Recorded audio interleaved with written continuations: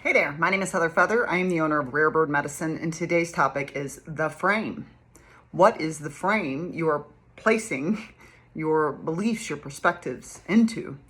In Buddhism, there's a construct or concept that's represented called reframing, where you move things out of the frame you've placed it in, which is causing pain, discomfort, lack of peace, sometimes lack of clarity, and you move it into another frame of reference. Instead of holding it at this point, which is inducing anxiety or worry or stress or increasing cortisol in the body, and is stressing me out, let me just reframe it and put it in a different frame of reference so that when I look at that topic, instead of escalating the opposite energy to what I ultimately want to experience as I walk through a lifetime, I experience a more calming, soothing, tranquil, supportive effect because I'm looking at it in a new way.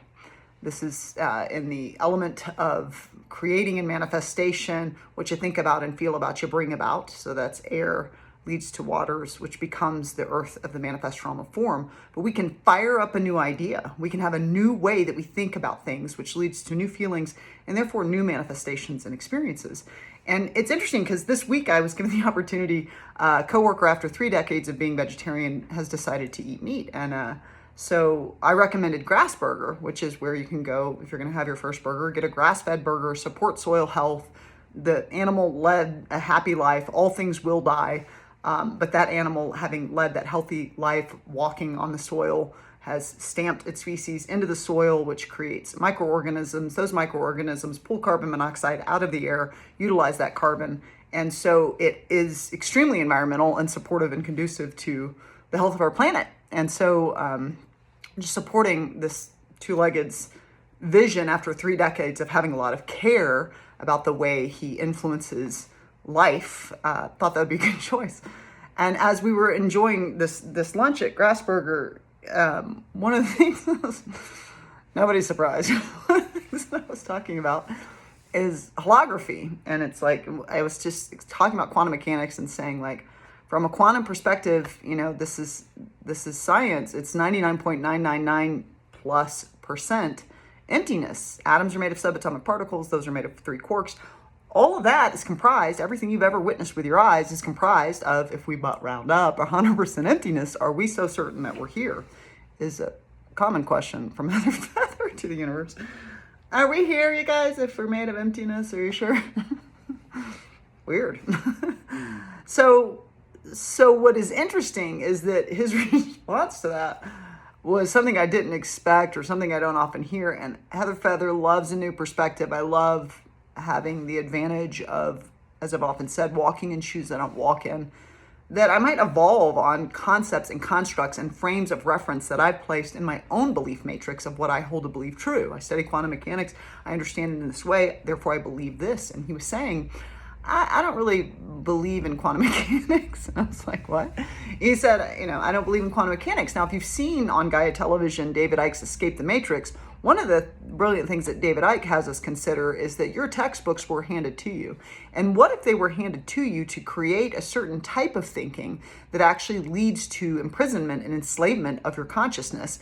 Because the Newtonian mechanistic physics you were handed, for example, is very limited. Everything's about matter and volume and weight and gravity.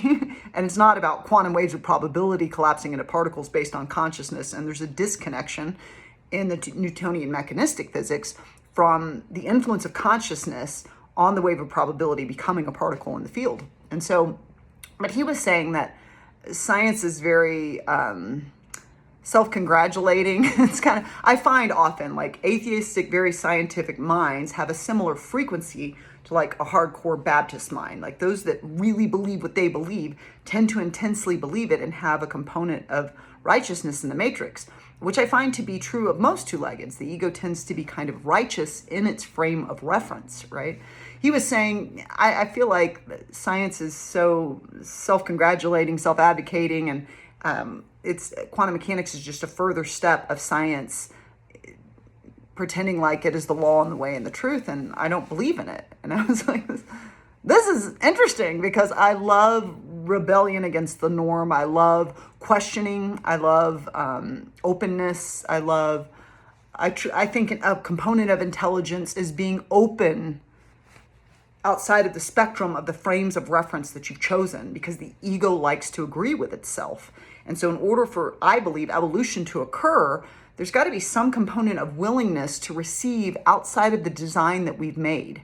How can I evolve on anything I believe or think if I'm unwilling to hold something in heart and mind that I haven't held before? Like, where's the evolution coming from?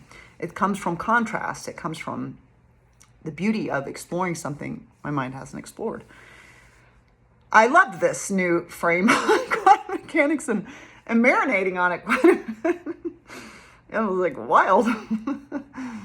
I do think it is really important the way we are framing our thoughts, our beliefs, and what Heather has spent a lifetime doing, having had a lot of very surprising experiences, being raised with the construct that love is the answer and love is the root of what we are, and having experienced things that are deeply divorced from what I still believe to be the light of truth of love.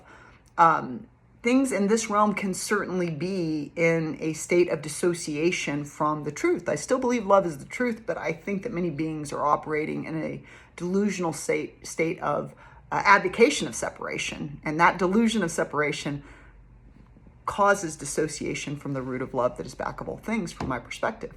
That's my frame of reference, right? That may not be your frame of reference. And so what are the frames that you hold to be true? Let's take a simple example that's come up in the past decade, is the concept of a flat earther or a round earther, or we could say an ovular earther. Scientifically, initially, the world was flat, it's flat. We've got cats on the edges pushing everything off all around the globe. And so then eventually it became a globe. Oh, wait, we call it a globe. We have a globe. It's round. And we've come to find that it's actually a little bit more ovular. It's not a perfectly spherical, circular thing. It has an ovular component to it. And then when we go even further in our science into the construct of quantum physics, which can start to touch on constructs like holography or a holographic universe or holographic nature, a holographic construct is a 2D surface that diffracts light to create a 3D image. So we went from a flat earth and progressed forward in science. And if we get to the most current leading edge of science iteration, we went back to a flat earth. We went flat, round, ovular, flat again, maybe. Multiversal, star-shaped, all the shapes, And so we can hold our frame and go, the world is round, and we can be right. It's not flat, it's round. But it's actually not round, it's ovular. It's like, is your frame truth? Heather loves the truth. I love the truth because I believe in the truth we can find tranquility and peace. And what I found to be true is that most of the fruits on which we chew are things that are not steeped in truth. Your anxieties, your worries, your concerns, your stressors are often based in imaginings. They're not based in reality. They're not based in the frame of what is actually occurring. You can have great worries about the future, which isn't manifest yet. You're welcome to do that as much as you want, but that frame of reference might not lead to a state of peace with your reality or the way you're moving in it. You can have anxieties about the past, and Heather Feather certainly does this. I am easily misinterpreted, and that's fine. I misinterpret myself a bunch. It's fine if you misinterpret me. But I can have anxieties about, like, did that person misinterpret me? Did they understand the purity of my heart and what was being offered? Did they conceive something based on their own shadow? They have it integrated, and therefore their ego projected onto me. Blah, blah, blah. And all of those anxieties about other people's perceptions will never be the thing that I'm stewarding. I'm not stewarding your frame of reference. I'm not stewarding if you've chosen to go into a darkened mind and assume the worst of me. If you've chosen that, it has a lot more to do with you than it has to do with me, but it may affect our connectivity. It may affect our relationship ability, you know what I mean? And you're welcome to hold a darkened mind about what I am or about the paradigm or about your world. What I find, though, is that that's not soothing, not conducive to peace, can be an increaser of cortisol or the stress hormone in the body, which is not conducive to overall health in the system. Stress is seen to be one of the leading causes of heart disease, one of the leading killers in our world. And so Heather is constantly looking at her frames of reference.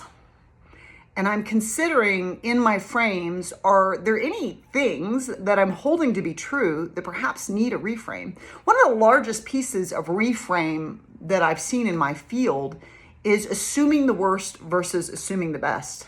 And so there can be a strong tendency in this realm to assume the worst of others.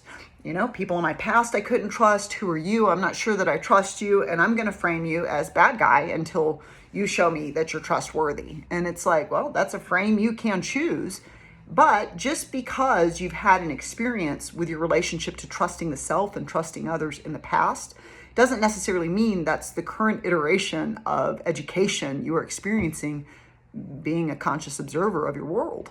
And many people will step away. I don't want to hold the frame of untrustworthy people in my past, causing me to not trust my present, which is leading into my future.